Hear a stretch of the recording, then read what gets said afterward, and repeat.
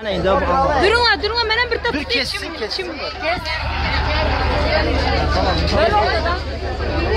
Ben de 2-7 sonra. Dur bana bir tap kal. Tamam. Dur zar. Sıra temiz kamera olursa kamera. Basama. Yok kamera. Bol. Dur. Bir saniye. Tutarmadım ya. Zaten doydu ya derim ki.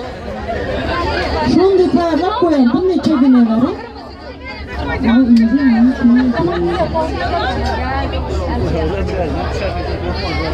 Oldu mu? Bana yeminlik var. Yemin açık. Hadi siz otursanıza. Burada oturma. Oturma ver. Oradan açılar kaymış. Sayı otur. Pожалуйста, bak git oturun sayı. Tamam. Boşuna bak gidiyor oturun kız. Enecan çekin. Oturun siz. Siz mi oturun? Yok oturun. Ortada hiç kimse olmasın da. Sürpriz demez. Dans edersler ama oturun ister, tamam mı? Yok. Topu yeminlik var. Hayır. Okey.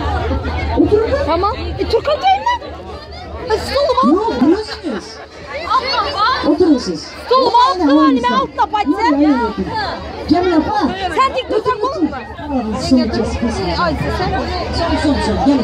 Hani kızların yanına ötür. Kamera sizden bir çıkar ötür.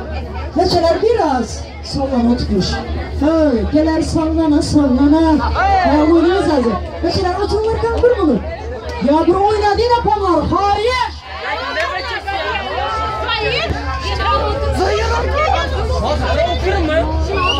Gelme. Durun.